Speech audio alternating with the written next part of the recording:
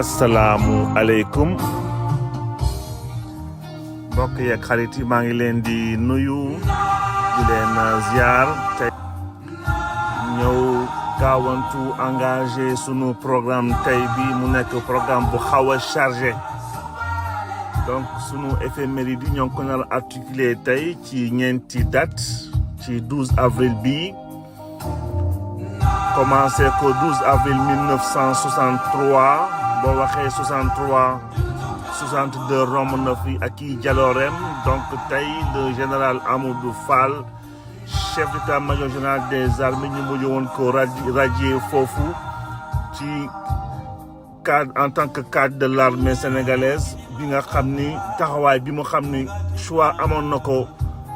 dem nekkoon ñu reconnaître ko comme un proche de Mamadou Dia dañ ci dellusiwaat léegi ba 12 avril 1971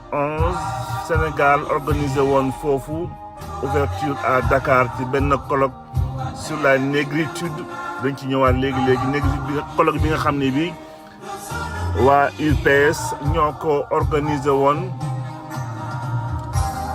ba 12 avril 84 Daouda Sow ñëw ñu élire ko président assemblée nationale bu Sénégal remplacé Habib Thiam. Donc def benn clé de ci Daouda Sow aussi balay ñëw rendre hommage man xawma na laa ko mën a caractériser sax mais on va essayer de faire simple. On parle de la reine de Sipo naan ko Fatou Mané 12 avril 2022 bi mu wàññee ko à l'âge de 105 ans dinañ ñëw rendre ko hommage léegi gërëm ko aussi ci taxawaay bu mu amoon ak humanisme bi mu amoon bi mu nekkaloon. Sans plus tarder ñoo ngi ñëw ci kaw général Amadou Fall. Général Amadou Fall déjà ñoo ngi ñëw ci contexte avant lii yëpp ñoo ngi ñëwoon ci contexte installation en tant que général à partir de 1960 parce que ñoo ngi doon xool benn arbitrage bi waroon am entre moom général Amadou Fall ak benn général bi nga xam ne d'origine malienne la woon bi nga xam ne moom la Modibo Keïta bëggoon a tabb fii sunu réew mu jiite sunu armée. Loolu ñoom Senghor ak ñoom Mamadou Dia gisee wuñ ko woon noonu lu dul manque de souveraineté bi nga xam ni Sénégal ci la waroon a plongé. Donc loolu lépp ñëw précipité ak gendarmerie ñëw régler mbir yi écarté maliens yi ñu dem. Donc duñ ci attardé wu trop ci séparation entre en tout cas éclatement fédération du Mali. Donc ñu ñëw tabb général Fall. Donc comme Mamadou Dia moo nekkoon chef du gouvernement, donc forcément chef du gouvernement dafay jege chef d'état-major général des armées. Donc bi ñu fexelee Mamadou Dia ñu Sénégal nag dugg ci benn li ñuy wax purge bu rëy, purge bi nga xam ne bii bàyyi épargné wul woon képp koo xam ni ràññee woon nañ ko ci wetu Mamadou Dia. Donc à l'image de général Fall bi ñoo ngi ci wax ministre mel ni Valdiodio Ndiaye, Joseph Mbaye, Ibrahima Sarr nekkoon ci avec des cheminots, Alioune Tall ba ñeneen ñi nga xam ne ñu bëri jege woon nañu Mamadou Dia. Donc ñoom ñëpp justice mujjee woon na leen comme on dit la justice des vainqueurs mujjee woon na leen écarté. On parle de chasse aux sorcières. Donc ñu nag ñu daaneel kilifa. Général Amadou Fall bi daaneel kilifa ndaxte moom nekkoon patron de l'armée nga xam ne ci ñi ko matérialisé woon ba pare surtout que dafa dugaloon ay recruter woon ay kilifa yu mag ñu enfin ñu mujj nekk ay kilifa yu mag ci sunu armée. ñu mel ni tey général Mamadou Mansour Seck nga xam ne mujj woon nekk chef d'état-major des armées. Donc proximité ak Mamadou Dia moo ko indi woon loolu yëpp. Donc moom finalement ñu mujj woon ko remplacer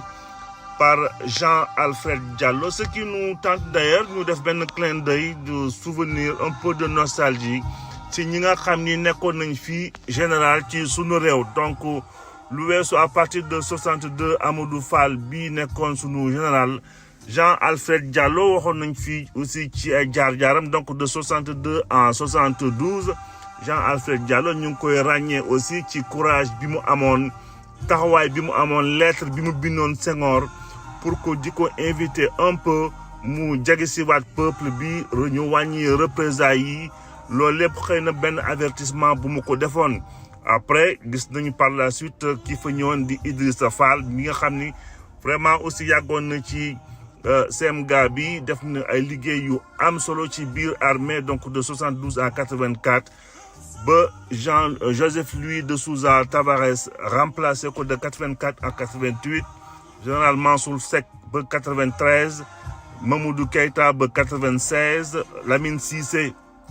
nga xam ne def na liggéey bu am solo jëm si yàlla ji ci élection 2000 fexe ba organiser élection yu libre ak transparente ba donc moom aussi nekkoon na fii général ba 97 général Mamadou Seck donc 98 ba 2000 ñëw ci général Babacar Gaye 2000 2003 ba Papa Khalilou Fall 2003 ba 2006 ñëw ci général Abdoulaye Fall aussi def ay liggéey yu am solo ci armée 2006 ba 2012 ñëw ci Nogas général Mamadou Sow tuddee woon ko Nogas parmi ci biir armée ndax képp militaire bu doon def yenn loo xam ne waroon nañ ko mën a sanctionner tu avais automatiquement sans chercher à comprendre 20 jours de prison. Donc général Mamadou Sow Nogas de 2012 à 2016 ba Cheikh Gueye Birane Diop mi ñuy def tey ministre des forces armées de 2019 à 2021 sûrement a été emporté aussi par les événements de 2021 parce que noonu la mujjee woon génn armée apparemment il amoon ay entremise yu bëre yu mu joué woon ci crise u 2021 bi ba Cheikh Wade 2023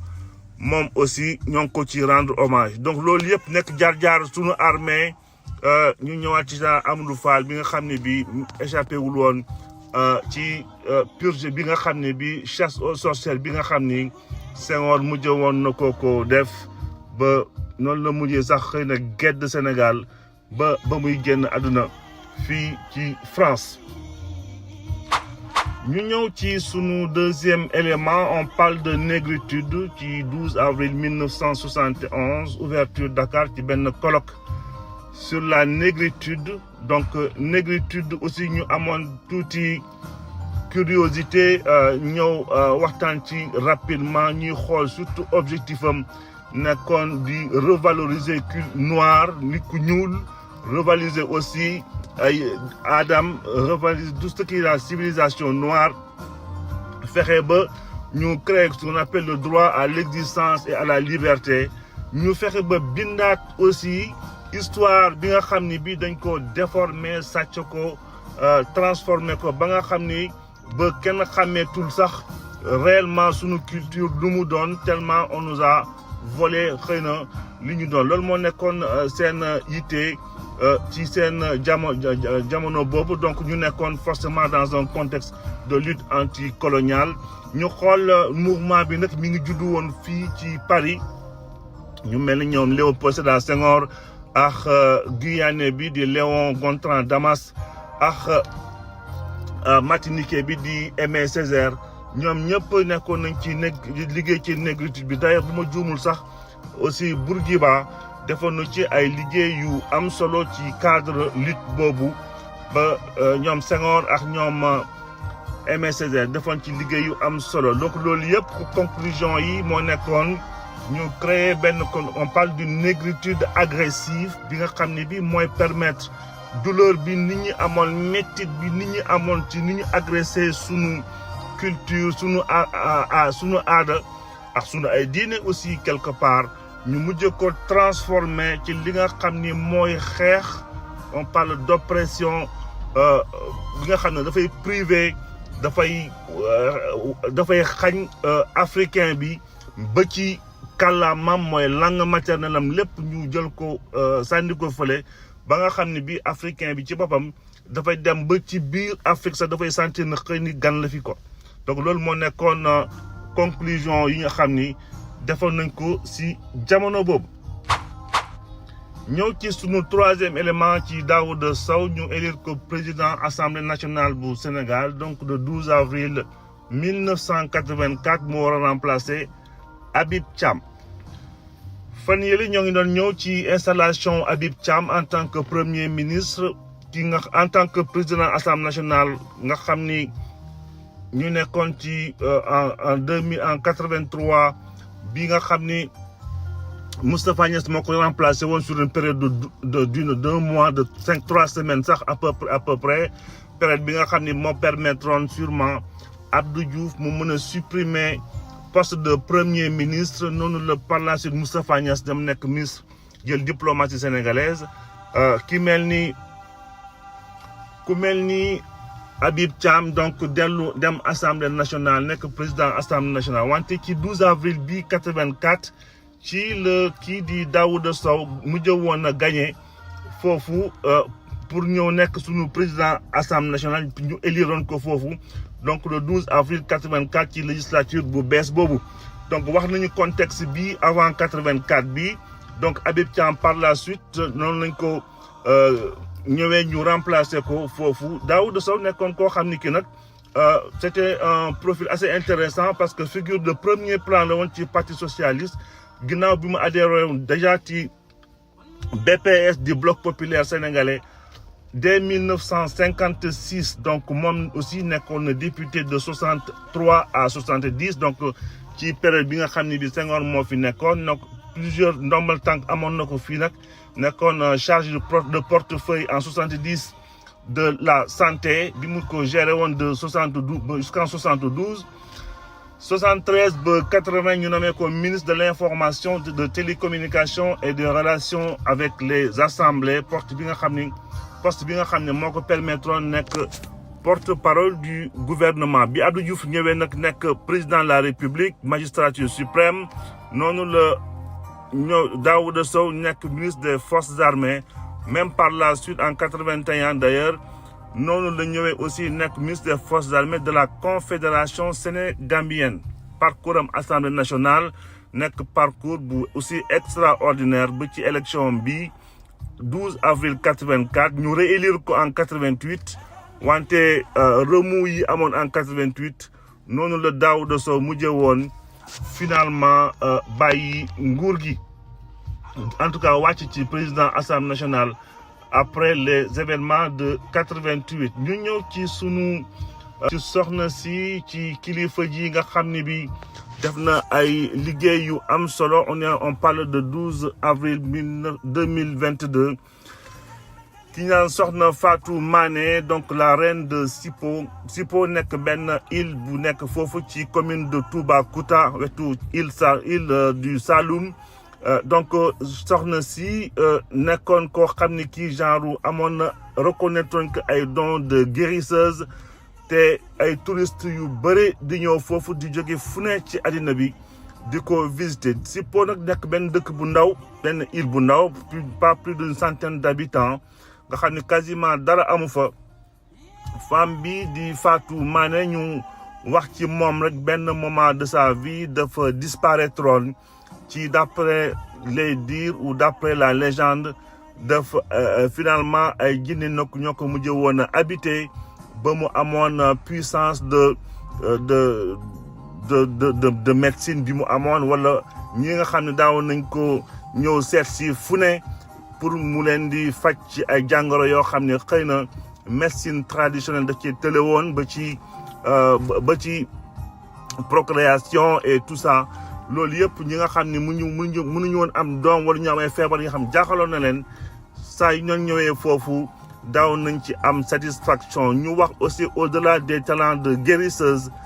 ndaw si amoon na humanisme boo xam ne bi xëy na sax loolu la ko borom bi maye woon ab succès ci loo xam ne amoon na yéene pour saafaral nit ñi seen ay yitte ndax nekkoon na koo xam ne kii da doon prôner surtout égalité entre les hommes et les femmes wante des cultures ak de toutes les civilisations moo tax nit ñi doon jóge fu ne ngay tubaab ngay foo mënta jóge ci askan boo mënta jógee boo ñëwee ci moom dina la jàppee comme doomam ba nga dem noonu sax par la suite noonu la SIPO nekk benn site touristique ñu waa sunu tourisme institutionnel ñëw commencé di ko promouvoir d'ailleurs destination bi donc même bu fekkee remplacé nañ ko par la suite depuis 2002 soxna si xaw na manqué waa SIPO gental na SIPO donc elle est partie avec toute l'âme loolu aussi ñu xaw a regretter ci sunu culture ak sunu civilisation sunu lépp lu ñu am ci richesse avérée ou pas souvent ñi ngi leen di incarner dañuy dem ak moom transmission bi kenn xamul nuñ koy mën a gérer en tout cas du demee noonu quoi. Donc c'est ça qui est un peu regrettable parce qu'il y a une culture, souvent il y a une certaine transmission du savoir. Mais il y a qu'en Afrique, comme on dit, comme disait l'autre, aventure ambiguë, en Afrique quand un vieillard meurt, c'est une bibliothèque qui brûle là.